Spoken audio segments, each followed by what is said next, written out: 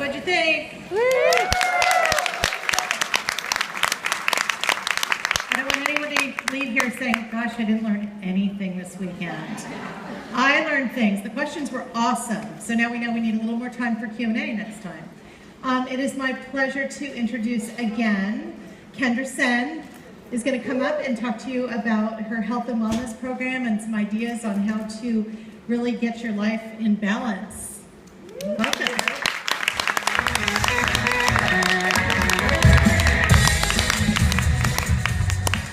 I'm back, and this has been such an amazing group, even sitting backstage feeling the amazing energy that you all have. It's contagious and it makes me feel much more comfortable being up here. I first would like to take a second and thank Debbie. She has been such an amazing mentor for me, being a young woman entrepreneur, and it can be scary out there, and so having such a strong example for someone who's been so successful has been such a blessing in my life, and so I want to thank her so much for having me here. So like she talked about, I am here to talk to you about wellness and well-being, but take a little bit of a different spin on it. And instead of just talking about it, I'd like to have us all experience it. So, again, I'm going to have you all stand up. Don't worry, we're not going to do anything crazy like jumping jacks.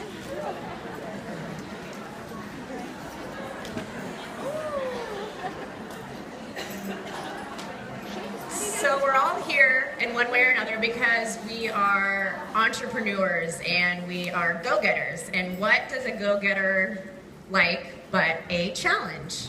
So I'm going to give you 20 seconds after I say go to shake as many hands as possible that you can do. So ready, go.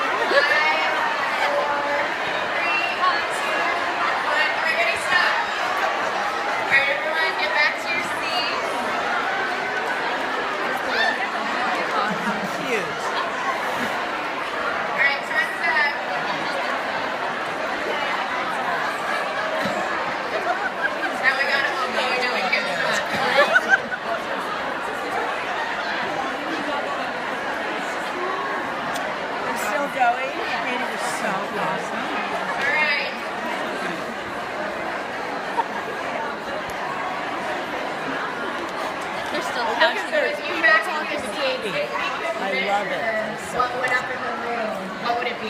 Energy. The sound, yes. But also the energy. The energy spiked up in the room. And that's what I'm here to talk to you about today. We all want to have more energy. So what I'm going to share with you is how to have more energy more often, which I believe is something that we all want. Now you may be thinking, what can a 23-year-old girl possibly share with you about wellness, about how to take better care of yourself and have more energy? And in order to share this with you, I believe it's important for you to hear a little bit about my family.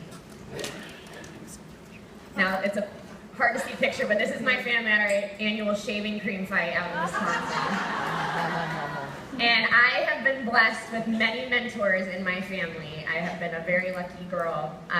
And the first one, my mentor, is my mom. Yes. Now, my mom had me as a planned birth at 44, and I have a little brother who's 14, who she had as a planned birth at 52. So if you do the math, she's now 67. And 4 weeks after having a C-section with my little brother, she competed in a 10K run and got first place in her age group. And I just spoke with her yesterday. She was out in Wisconsin, and she had just gotten back from single skiing out on the lake. And no, it's not the genes, it's her lifestyle. But the person that I've learned the most from about how to take care of myself and how to have more energy is my dad, Larry Sen. And he has been a lifelong entrepreneur. That's him with Al Gore. And he started at age 11 selling flowers on commission on street corners. And right after he got out of college, he started what is now the biggest culture shaping firm in the world. And they focus on how to make healthier cultures in companies. And he's shared his teachings and values with 75% of the Fortune 500 companies, and his teachings with over 2 million people. While that is impressive enough, he took up triathlons at age 70.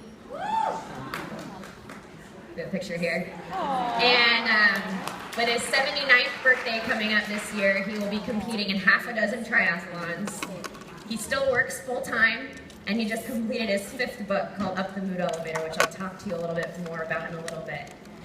So he's extremely impressive, as we can see. And not only him, one big thing that he's taught me, and it's been touched on a few times today, is the importance of finding something you're passionate about and running with it, about finding your purpose. And that's something that my dad has stressed to me over and over again.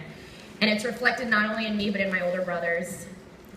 This is my older brother, Jason. He's a former professional surfer, and he now owns California's most successful surf camp called Endless Summer. And this is my brother, Kevin, professional kiteboarder. He wears that top hat every time he goes kite surfing. He never takes it off.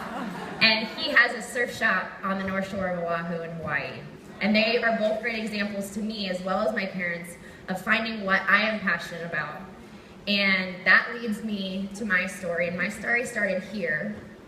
At 18 years old, I was 40 pounds heavier than I was now, and I was ready to make a change. So what I decided to do was take it upon myself to start learning about how to take better care of myself. So nutrition, exercise, and I immediately fell in love with wellness. And that led me to my studies at USC, where I actually was able to be lectured by Cookie Lee in some of my classes. And so I started studying in the business school in the entrepreneur program. And I also started studying in the medicine school in nutrition and health promotion. And I thought, how can I take my 2 loves of business and wellness? And that's where the Fit Life came about. And so what we do at the Fit Life is we bring health and wellness into the workplace. And I've been blessed with so many learning opportunities, and it's been such an amazing experience to do something that I'm so passionate about, because it really doesn't feel like work at that point. And what I learned growing up with the family that I have, and what I was able to later personally experience, was that it would be absolutely impossible to be able to be an entrepreneur, have a social life, be involved in the community, all things that I am, without being able to properly manage my energy. And that's what our main topic will be today, is how to manage your energy. And I'd like to focus on 2 types of energy, emotional energy and then physical energy. And the first one is emotional energy. And what emotional energy essentially is it's reflected in our moods. So depending on what kind of energy we have, it's much more likely to affect our moods. So I would like you to think about a time where you were low on sleep, run down with work. What kind of mood were you in?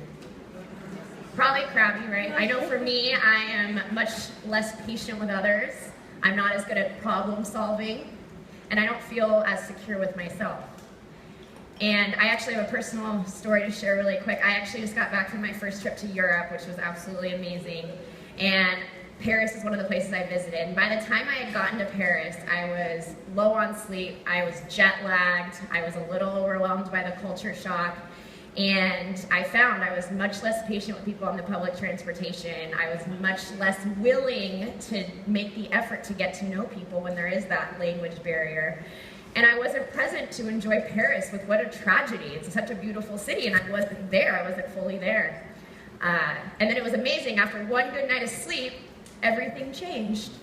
And I was able to take in all of the beautiful sights in the city, including the Eiffel Tower. And nothing changed about Paris. Paris didn't change, my energy levels changed. So now I want you to think about what kind of moods you're in when you're happy, or when you got a good night's sleep. When you got a good night's sleep, what kind of feelings are you having there? You're probably much more optimistic, you're better with your customers, you're much more productive, you're better to solve problems. And so this range of moods that I'm talking about here is demonstrated in a card that you guys all should have received, and it's called the Mood Elevator. And the Mood Elevator is something that we all ride every day. And it goes from grateful at the top to depressed at the bottom. So take a second and just identify where you're at on the mood elevator. Right now? I know for me, right now, I am feeling extremely grateful to be up here.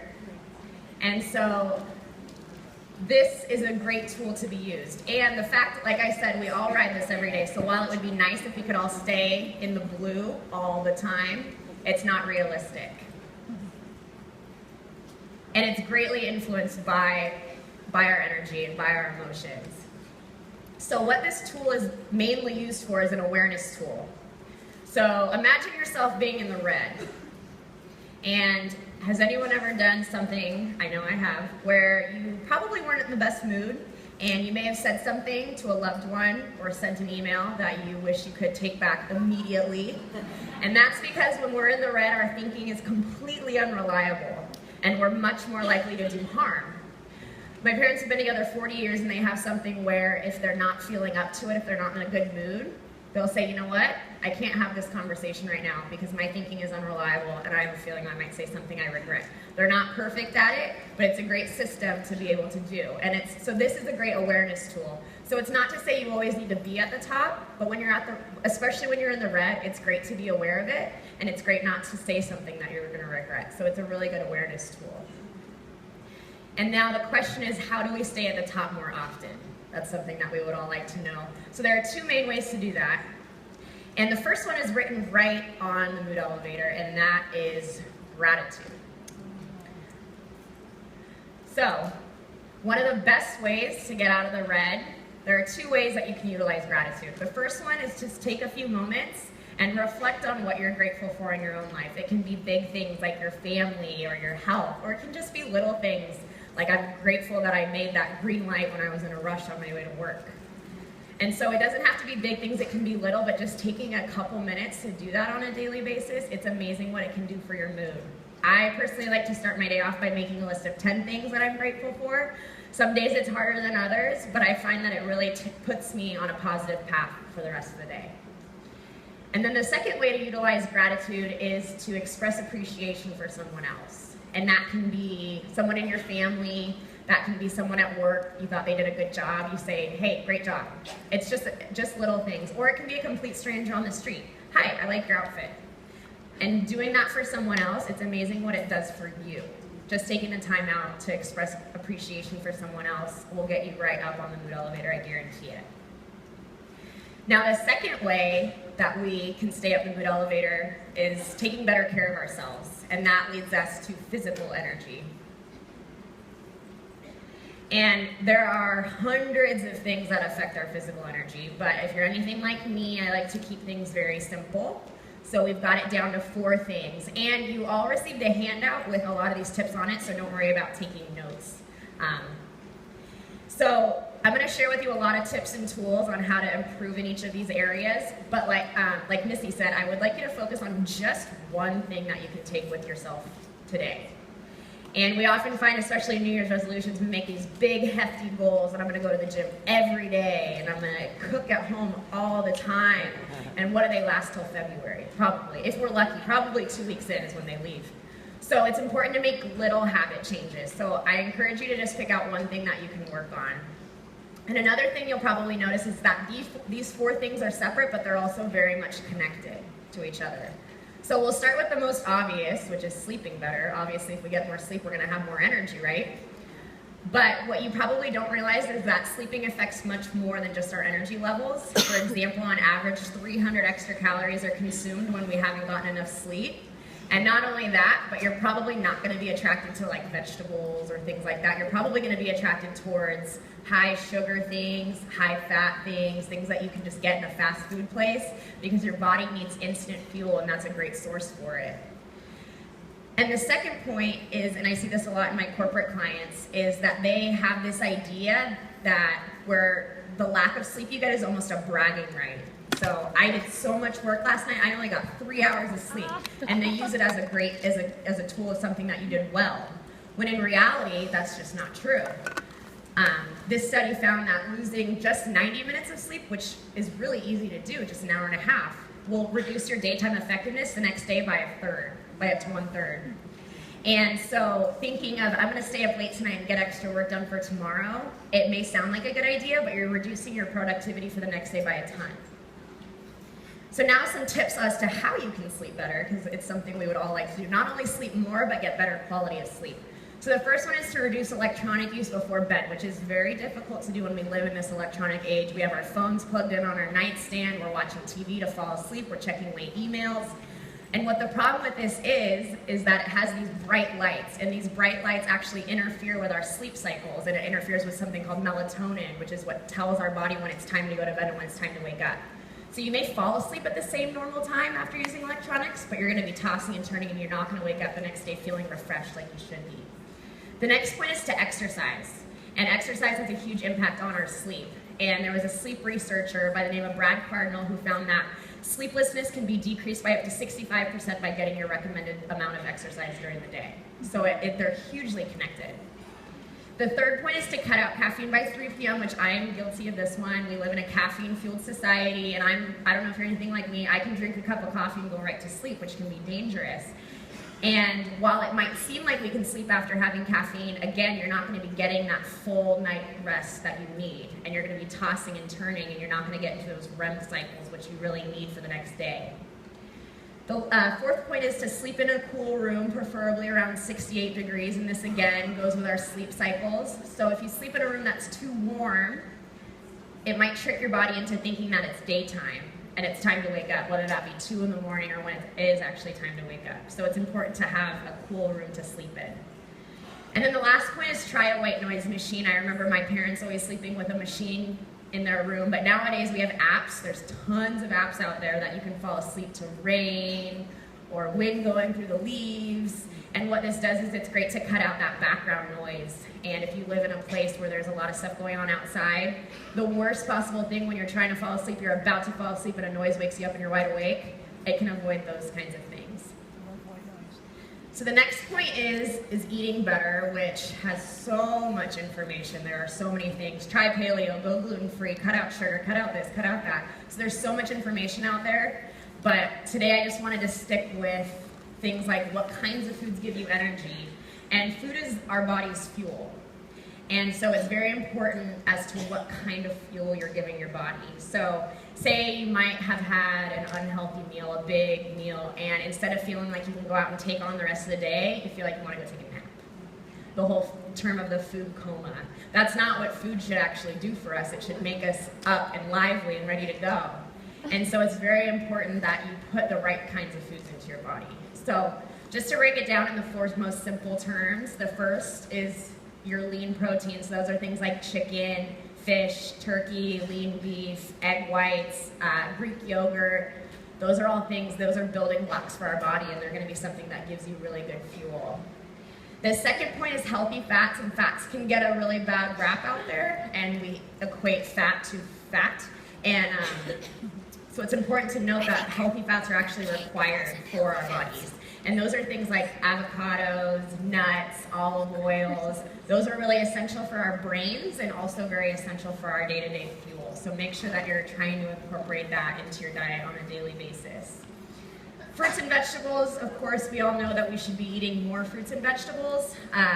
Fruits can be easy. Vegetables tend to be tossed out by the wayside, but they both provide really essential vitamins and nutrients that we need. And something that I found surprising when I first learned it is if you're not getting all the vitamins and nutrients that fruits and vegetable needs, your body's not going to feel satisfied, so you just want to keep eating more and more and more, even though you're full. It's because your body's not having those essential things, so it's just going to keep wanting more until it gets it. So fruits and vegetables are really important, and things like kale, I don't necessarily like. I don't like to eat, so I'll stick them in a fruit smoothie so I can't taste it. So there are things you can do like that and just be sneaky about it. It's a great thing to do with kids too. They can't taste it, as long as they don't know, they'll keep drinking it. The last point is whole carbohydrates. So carbohydrates are also something that can be given a bad rap, but it's our body's main source of fuel. So there's also a very good distinction between the whole carbohydrates and the refined ones. So the refined ones are things like white bread, sugar, cookies, cakes, all of those yummy things, which are absolutely fine to have in moderation and as a sometimes food, but what you want to stick to on a daily basis is the whole carbohydrates. So those are things like whole wheat bread, whole grains, sweet potatoes, oatmeal, brown rice, things like that. So you want to try to stick most of your carbohydrates to that. And while it's very easy for us to eat healthy when we're confined into our kitchen, into our own little world, we eat out a lot. And it can be a scary place out there in the restaurants. I don't know if you've seen some of these articles of these meals at restaurants that have over 2,000 calories per meal, and they're putting in 3 times our daily amount of fat onto one plate. So if you do go out to restaurants, it's very important to have just a little bit of information to be armed with. And so I have just a few tips. So the first one is just to choose one unhealthy thing to take off your plate. So I use the example of a burger. If you're gonna get a burger, just take off the cheese or take off the mayo. You don't have to go crazy and just cut it all out, but just take off one thing, and those little things that you start doing are gonna start adding up. The second is to be the first to order, and this one surprised me too when I first learned about it, but it's actually, studies have shown that if the people that order ahead of you order things that you might be trying to stay away from, you're going to be influenced, and you're going to order something that you probably didn't want to. And so it's very important to just get your order out of the way. If you want to go something healthy, order it, and hey, you might influence someone else at the table to eat more healthy. The third one is to practice the 2/3 rule. So the 3 things include wine or a cocktail before dinner, the chips and bread that they give out, and then dessert. So instead of having all 3, just have 2. Just knock out one of them. So nothing crazy. I'm not here to tell you that you need to just stick to salads for the rest of your life, because it's not realistic. So just cut out one thing. That's all that we're about. And the last point when you're eating out is try to just stick to one carb on your plate. So if you're gonna get a sandwich, try to have a side salad or vegetables. Don't have the burger and the fries. But if you're having something like grilled chicken, go ahead and go for the french fries or the mashed potatoes as your side. So just try to stick to one. And the next point is being active. So it's obvious, we all know that we should be exercising more. I like to focus more on being active instead of working out. And being active has a lot of benefits, obviously, to our bodies and our physical health, but it also has some other benefits that you might not know about. And the first is that it's a huge mood booster. So a Harvard study found that exercising is actually much more effective to our body than having an antidepressant. And the effects of exercise actually last longer than if you were to take an antidepressant. So it has huge effects in raising our moods. The second point is that it increases our creativity. So if you hear about people like Steve Jobs and Ariana Huffington, they're known for making these huge business deals while out walking around the neighborhood. And they're known to solve their problems and come up with Apple's big ideas while walking. And it's a huge point in being present. So when you're in an office or you're in a brainstorm meeting, you're probably on your phone, you're looking around, you're writing notes, you're texting, or whatever, you're not present. But when you're walking, all you can focus on is the walking and what other people are saying. So taking a walk is a great way to get past a creativity block. And the last point is that it's a great stress buster. I know if I go a certain amount of time without exercising, I start feeling really anxious and tense. And that's because when we exercise, these chemicals in our brain called endorphins get released, and you almost get that feeling of euphoria, or if you've ever experienced a runner's high. It's because it physically happens in our brains and in our bodies. And so it's a great way to relieve tension and to get rid of stress. So now some tips as to how we can be more active. And again, I'm not a proponent in getting into the gym an hour every day, because again, we're all busy, we're all entrepreneurs, we work, we have families, it's not realistic. So the first point is just to avoid sitting for more than an hour. But it doesn't mean you have to get on a walk every hour, but just stand up for a couple seconds. And there are a few things that happen in our bodies once we sit down. The electrical impulses in our legs completely shut off, and our calories that we burn drops to 1 per minute the second we start sitting down. And we're just not meant as human beings to be sitting for long periods of time. So it's very important that just to try to stand up every hour, set an alarm on your phone, try whatever you can. But to get more walking in, you can do things like parking in the farthest spot in the parking lot, not hunting for that front row spot, or taking the stairs any chance you get instead of taking the elevator. And I don't know, has anyone ever heard of a Fitbit? Okay, I am completely attached to mine. It does not leave my wrist, and it's been huge in getting me to walk because I want to get that 10,000. I want it to do a little dance at the end of the day, and I want to beat the people that I'm on it in the leaderboard with. So I highly recommend Fitbits. It's a great investment.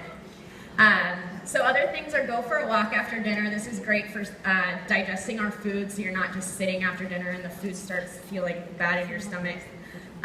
If you're watching TV, there's nothing wrong with that, but just get up during the commercial breaks. We don't need to see commercials. We've seen most of them already.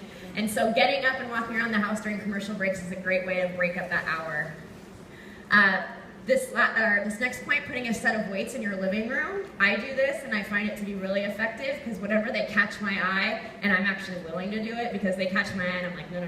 But when they catch my eye and I'm willing to do it, I'll just pick it up and do a couple things. And again, if you do this a couple times during the day or just once a day, you'll start seeing a buildup from that. And so it's all about picking out little habits and having them build on each other and create momentum like we already talked about today. And the last point is explore Groupon, and I think this is a largely untapped thing. I am convinced you could work out in Orange County for an entire year on like 10% of what it would actually cost if you use Groupon. So this is a great tool to use, and what's more important about that is there are so many different ways to exercise, whether it be martial arts or dance, or there's so many things you can do. It's important to go out and find something that you're actually wanting to do. You should not dread going to the gym. You should find something that you like to do, and it's an enjoyment for you. We work all day. We want to be able to do something we enjoy after work, and that's also going to positively affect our bodies and our minds. So I highly recommend Groupon. And the last point is drinking more water, which, again, this can be something that is very much neglected. But our bodies are made up of a majority of water, so 75% of our brain and 75% of our muscles are made up of water, and 83% of our blood. So that's a huge amount. So when you're not getting enough, you're going to feel the effects very quickly.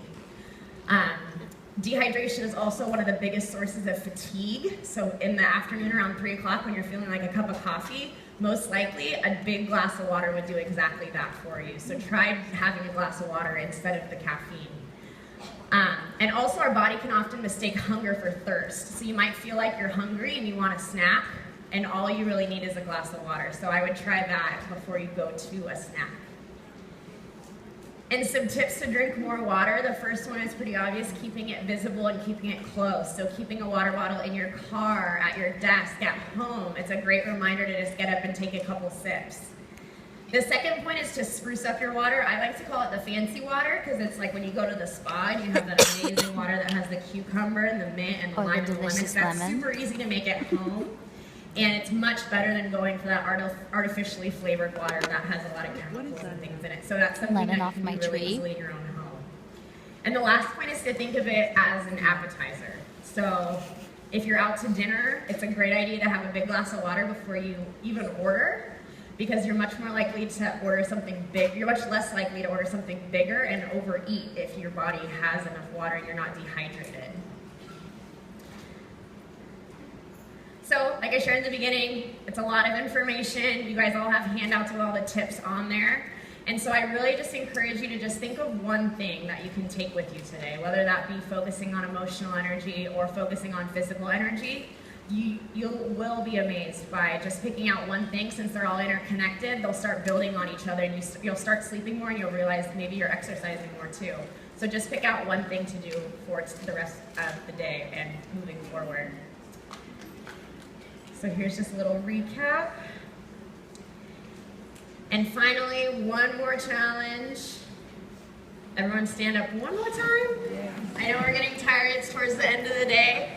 So just turn to one neighbor and either express some gratitude or appreciation with them or share